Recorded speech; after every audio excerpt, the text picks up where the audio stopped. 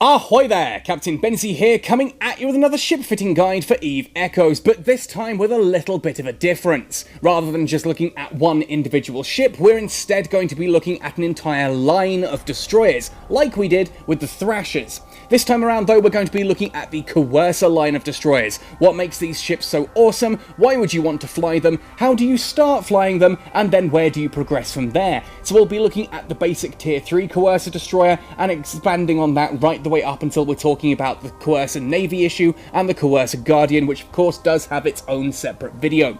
Now, if you do enjoy this video, let me know by hitting like on it, subscribe to the channel for all things EVE Echoes, ding that notification bell so that you never miss an upload, and let me know what topics you want me to cover in future videos by commenting down below. Finally, if you want to go the extra mile to help support this channel, you can come join us on Patreon. Details are on screen now. That said and done, let's talk about the Coercers. The Coercer is the mainline destroyer for the Amarr Empire, which puts it on par with the Cormorant, the Thrasher, and the Catalyst. The first of these can be found in the Amarr Empire ship tree at tech level 3.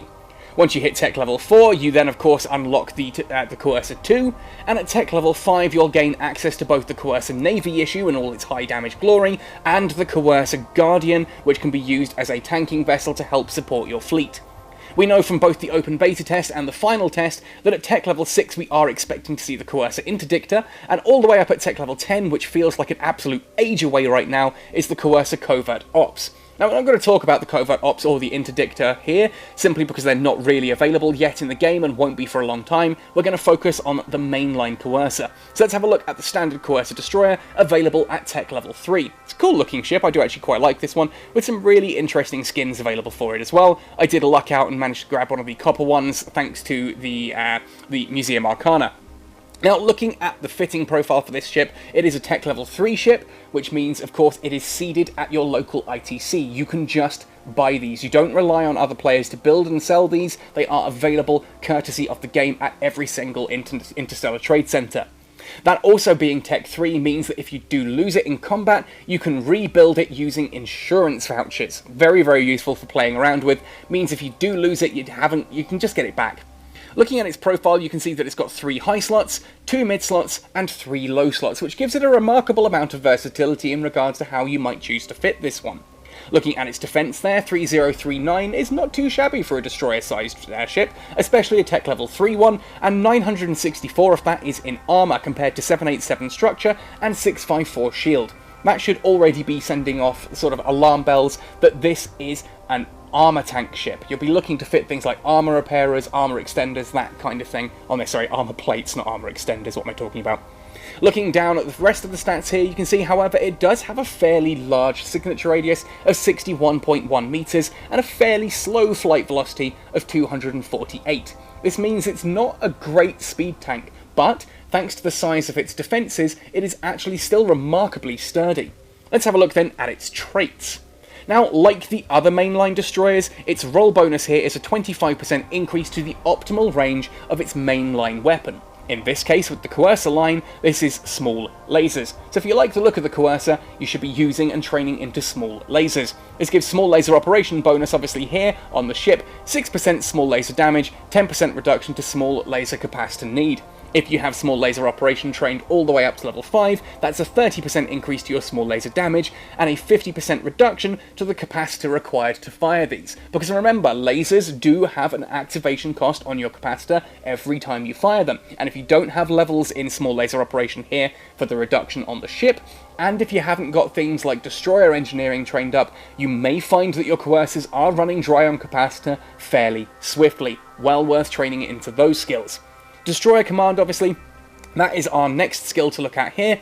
5% increase to armor for each level in Destroyer Command. If you like destroyers and you're looking to go down the Coercer line of ships, then 100% you should be looking to get Destroyer Command trained up to a full level of 5. 25% extra armor is nothing to be sniffed at, and really does actually make this ship really quite tanky, as we'll see now.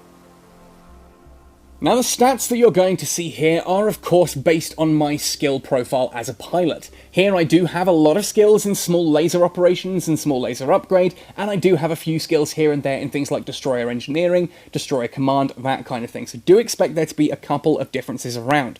Now, first things first, if we go into the armor here, you can see that because I've got Destroyer command leveled up here, that is giving me a massive increase there to those armor hit points, up to 1,157. As I said, this becomes quite a tanky little thing. It can take a lot of damage, surprising amount of damage for a hull of this size.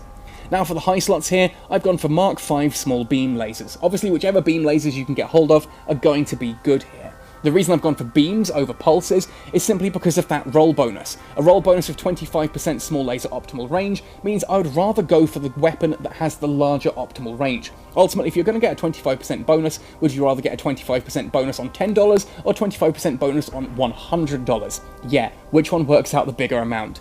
That to me makes it clear that the Coercer should be using beam lasers. That said, you can still get away with using pulse lasers, just be aware that any smaller ships are able to outrange you and run away whilst you get close, simply because your flight velocity isn't quite up to code compared to theirs. However, Mark V small beam lasers, as you can see here, 31.3 damage, most of that is on electromagnetic with a little splash of thermal. This makes these excellent at ripping through shields.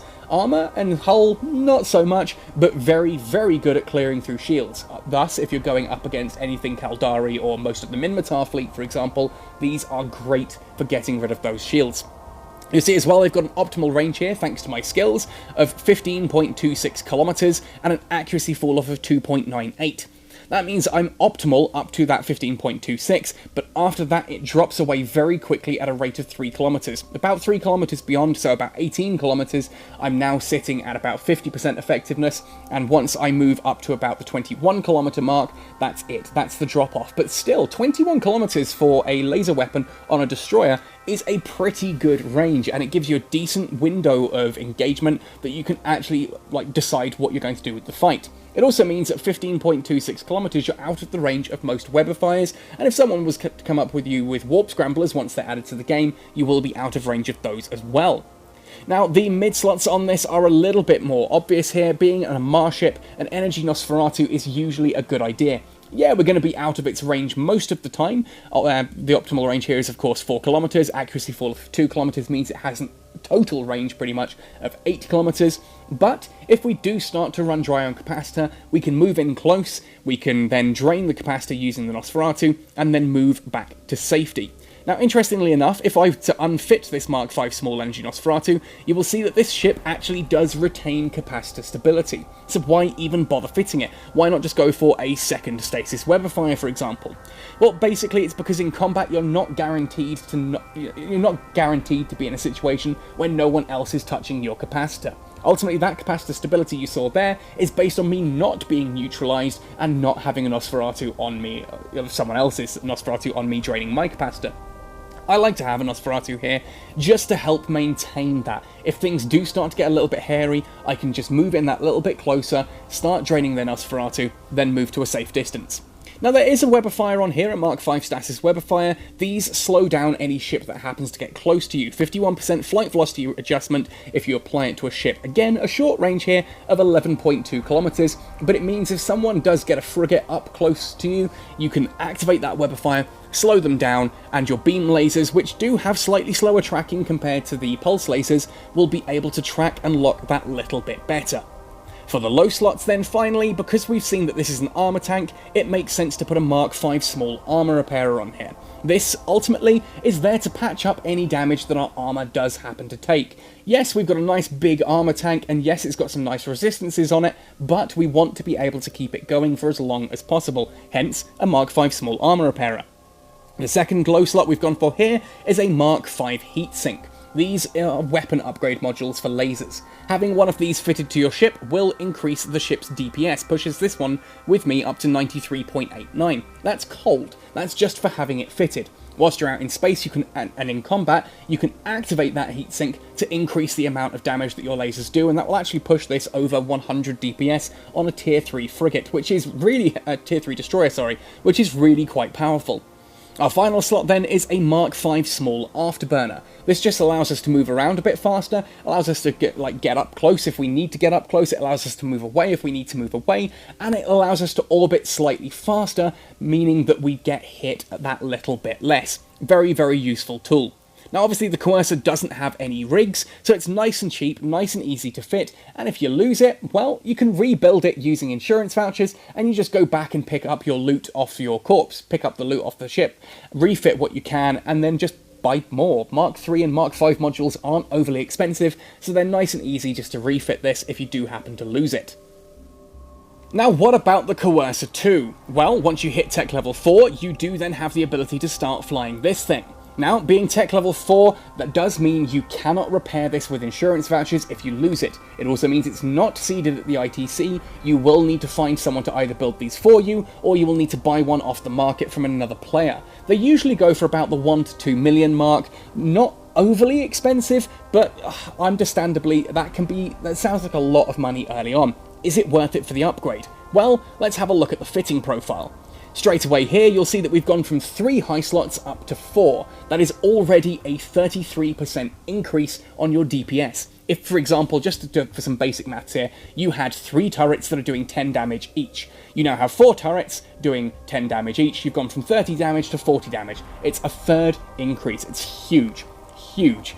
Well worth going into. Secondly, you've also got the 2 power grid and the 2 mechanical rigs. Now, if you've been collecting your daily login rewards, you should have a load of rig safes, weapon rig safes, for example. If you open the weapon rig safes and collect some of the laser rig safes, you can then open those for things like, I don't know, laser collision prototypes or laser burst prototypes. These can be fitted to the ship. They are permanent. If you try to take them out, you will destroy it.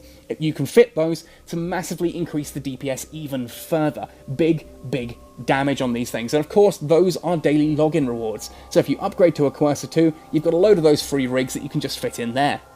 You'll notice that the armour and the defence is slightly higher here as well across the board, plus the signature radius has been reduced and the scan resolution has gone up as well, as has the warp speed actually and the basic flight velocity. It is a straight up upgrade in every single direction. This thing is faster, it locks on better, and it's a smaller signature radius. Remember, signature radius is how quickly how quickly someone can log on to you, and how much damage they do to you, both in regards to missiles and turrets. Bigger signature radiuses mean more damage taken. The roll bonus here remains 25% small laser optimal range, but the small laser operation bonus, which you should have been training into already, does things slightly differently now. It's a 2.5% increase to small laser damage, which does look lower than the 6% we had before, doesn't it? Well, yes, it is. It is lower than we had before, but that's because we've now got 4 turrets, so the DPS is still a massive increase across the board, even though you're getting slightly less than you would normally from the skill. You still get that 10% reduction to small laser capacity need, but you're now also getting a bonus to small laser tracking speed, which means faster moving targets aren't as much of a problem for you anymore, as your turrets are able to track that little bit quicker. Destroyer command bonus is still 5% armor as well, which does allow for an increase there. But that's not where things end, of course. The Coercer 2 makes an excellent mid-stop. What about once you hit tech level 5? Well, at tech level 5, you've got 2 different options. You've got both the Navy issue Coercer and the Guardian. Now, the Coercer Guardian, I've done its own video on, so if you are interested in the Coercer Guardian, I'll put that link on screen now for you to check. Click in the top right, it'll be in the description as well below. Go watch that video, that'll give you an idea of what the Coercer Guardian's about. As a bit of a spoiler, it's about tanking and helping to support your friends in a fleet by taking damage for them. Instead, this time, we're going to look at the Coercer Navy issue, so let's open this one up and have a look at it. You see the colour scheme has changed again from the red and gold. It is now sort of a dark gunmetal and white.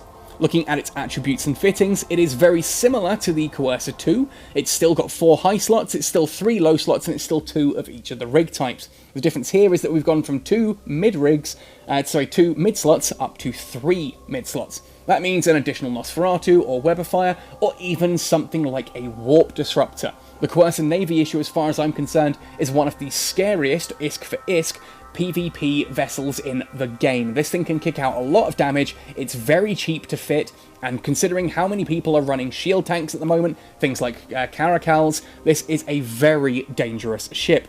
Looking at its defense as well, you can see the defense has shot all the way up to 4,921. The shield alone has broken 1,000 at 1,059, the structure is sitting at 1,275, and the armor is at 1,560. That's a large armor tank to bust through.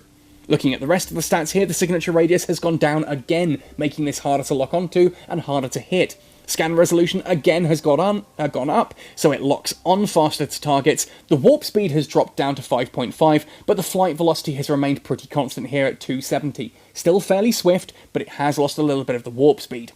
Looking at the trait descriptions, again, that roll bonus still remains, 25% small laser optimal range, but small laser operation has now changed again. This time, the DPS, the small laser damage, has gone from 2.5 up to 5%. That is already a theoretical, that's a 50% increase, on 100% increase, sorry, on the previous Coercer 2 skills. Small laser tracking speed and small laser capacitor need are still there as well, making your capacitors, your lasers less capacitor dangerous, more capacitor friendly, still able to track just as well, but the damage boost that skill applies now has gone up to 25%. That's huge. 25% on 4 turrets is basically acting as if it's got 5 turrets. Finally then, Destroyer Command, you'll see there are some changes here as well. Still getting 5% armor from each level of Destroyer Command, but you're also getting an increase to scan resolution and to sensor strength. This means that with levels in Destroyer Command, you just lock on faster and faster, and the Navy issue then is very quick to lock on. If you jump into an anomaly, find a target that you want to hunt, you can lock on very quickly, apply that Warp Disruptor, and start to rip them to shreds. Now, the Coercer Navy issue is a lot more expensive. You're looking probably around the 6 million mark on these, if not more. So let's actually have a look at how to fit one of these. Now, just looking at the fitting page for the Coercer Navy issue should show you what an absolute beast this vessel is. 190.87 DPS, that's almost double what we had on the Tech 3 Coercer. Now, you'd expect it to be higher. Obviously, we're 2 tech levels higher. Not that tech level necessarily equates to power, as we've covered elsewhere. But the fact that we've gone up double in 2 tech levels is astonishing. 190.87 DPS, that is a lot of damage being kicked out on this. You'll see on the defenses as well, whopping 5,311 thanks to the skills I have, 1,872 armor hit points. That's nearly 2,000 HP on the armor alone. This thing can take some damage, and of course I'm going to keep repairing that.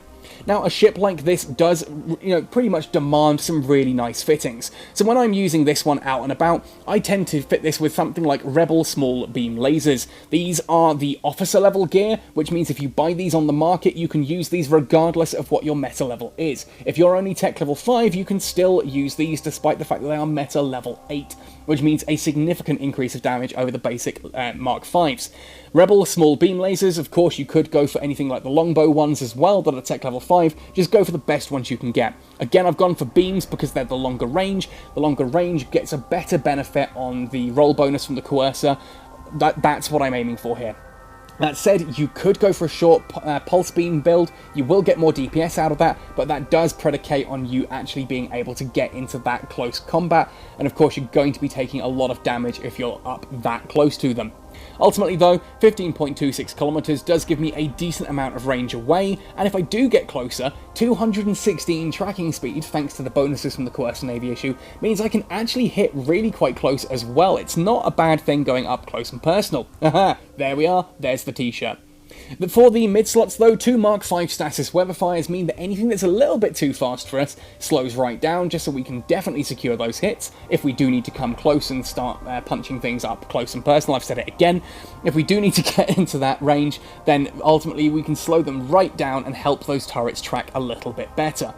If we do get that close, there is an up here small energy Nosferatu, helps us drain our capacitor, though in fairness, if I were to unfit that, you'll see here that I am still capacitor stable. With everything active on this ship, the capacitor drain is not greater than the amount of capacitor recharge. The maximum capacitor recharge will outweigh that drain, as long as, obviously, assuming I'm not getting drained myself with either a Nosferatu or a neutralizer. But that's just the point I'm making there.